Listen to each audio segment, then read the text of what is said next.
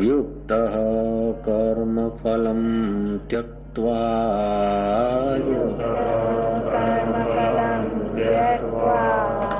शान्तिम् आप्नोति नैष्ठिकम् शान्तिम् आप्नोति नैष्ठिकम् अयुक्तः कामकारेण अयुक्तः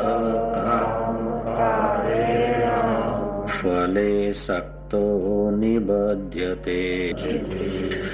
कर्मयोगी कर्मों के फल का त्याग करके भगवत प्राप्ति रूप शांति को प्राप्त होता है और सकाम पुरुष कामना की प्रेरणा से फल में आसक्त होकर बंध जाता है।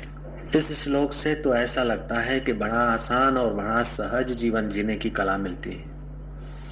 साधु बनकर, तपस्वी होकर, वो सन्यासी होकर परमात्मा को पाना तो जरा जन साधारण के लिए कठिन है, लेकिन ये श्लोक तो ऐसा है कि तुम जहां हो, जैसे हो, तुम्हारे पास जो भी है, चाहे ज्यादा धन है चाहे कम धन है, ज्यादा पढ़ाई है कम पढ़ाई है, ज्यादा विस्तार है चाहे कम विस्तार है, तुम जहां हो वहीं से ईश्वर प्राप्ति तुम्हारे लिए सुगम हो सकती है। बड़ा सहज में है। युक्त कर्म फलम त्यक्त्वा शांति मापनोति नैष्ठिकम। योगी शांति पाते हैं एकांत गुफा में, लेकिन उस एकांत गुफा की शांति में भी कृष्ण राजी नहीं हो रहे हैं। कृष्ण कहते नैष्ठिकम शांति। युद्ध चल रहा हो, मार काट, हाथी घोड़े चींखते हो, हाथी चिंखाड़ते हो, घोड़े हुंकारते हो, मल्ल और योधे तरह मूछें ऐंठते और तलवार और भालों की नोक सजाते हो, उस समय भी तुम शांत रह सको, उस समय भी तुम्हारे जीवन की दिशा सही हो सके, उस समय भी तुम्हारी बंसी बज सके, भीतर के गीत गूंज सके। युद्ध के मैदान में कृष्ण जैसे निश्चिंत है, ऐसे संसार के इस राग द्वेष के, काम क्रोध के, मेरे तेरे के चाहूं और से अशांत युग में भी तुम्हारे दिल की बंसी बजती रहे, ऐसा दिलबर कृष्ण तुम्हें समझाना चाहते हैं। मंदिर में जाकर पूजा करना ठीक है, लेकिन तुम जहां खड़े हो वहीं मंदिर खड़ा हो जाए, ये कृष्ण कला बता रहे हैं। यज्ञ की वेदी पर धर्म संपन्न करना ये अच्छा है, सुंदर है, लेकिन तुम जो कुछ कर्म करो वो यज्ञ हो जाए, ये इशारा कृष्ण दे सकते हैं। तुम गिरी गुफा में जाकर समाधि करो और योग सामर्थ्य और योग सिद्धि पाओ, ये अच्छा है, सुंदर है, लेकिन जो तुम करते हो वही योग सिद्धि का मोक्ष द्वार खोल दे, ये कृष्ण का संकेत है। तुम सत्पुरुषों को खोजकर गिरी गुफाओं में महापुरुषों के चरणों में 12-12 वर्ष झाड़ू बुहारी करके अंतःकरण शुद्ध करो, फिर तत्ववेता महापुरुष को खोजो और तत्विद्धि प्रणिपातेन परिप्रश्नेन सेवया उपदेशन्ति ते ज्ञानम ज्ञानिनः तत्वदर्शिना। ऐसे तत्वदर्शी ज्ञानी को खोजकर आत्मज्ञान पाकर मुक्त हो जाओ, ये तो अच्छा है, लेकिन तुम जहां हो वहीं मुक्ति के गीत गूंजने लगे, ये कृष्ण बता रहे। युक्त कर्म फलम त्यक्त्वा शांति मापनोति नैष्ठिकम। ध्यान द्वारा जो शांति है वो कईयों को नाम जप करते हैं, ज्योत निरंजन, ओमकार, निरंकार अथवा भूर्भुवस्व अथवा और कोई, और थोड़ा वातावरण अनुकूल होता है तो शांति आती है, लेकिन बच्चा जरा मैं चैं पुकार देता है, शांति चली जाती। कभी कभी ध्यान भजन करते वातावरण शुद्ध होता है, सुबह की सुंदर मधुर हवाएं होती है, कुछ प्राणायाम आदि किए, मन और प्राण स्वच्छ हुए, थोड़ी शांति मिली, लेकिन ये शांति एक दिन मिली, दूसरे दिन उतनी की उतनी मिले ये जरूरी नहीं, दूसरे दिन गड़बड़ भी हो सकती है और थोड़ी ज्यादा भी मिल सकती है, और तीसरे दिन फिर शांति ठन ठन पाल हो जाती। वो नैष्ठिकम शांति नहीं है, वो साधन के अधीन शांति है। भोगी को जो शांति या सुख मिलता है वो भोग के अधीन शांति है। भोग के अधीन शांति भोक्ता का समय, शक्ति, आयुष और पुण्य बर्बाद करता है।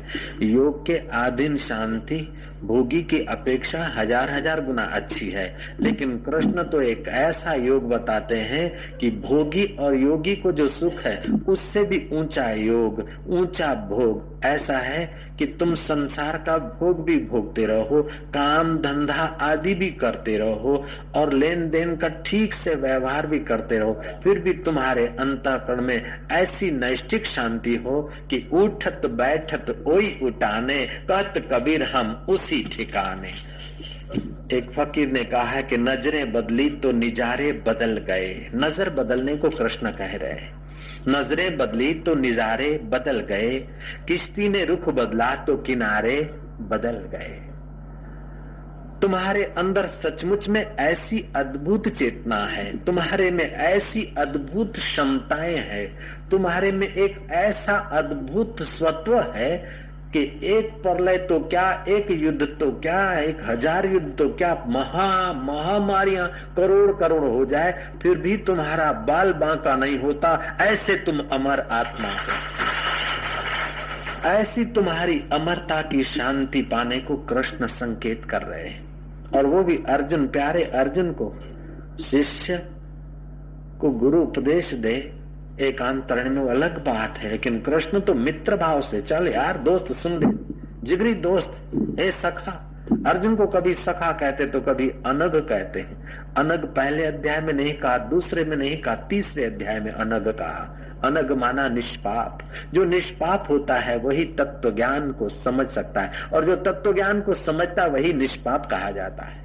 पहले अध्याय में विषाद है अर्जुन को, इसलिए अनग नहीं है, विषाद है। अग का फल है, मोह का फल है विषाद, दुख।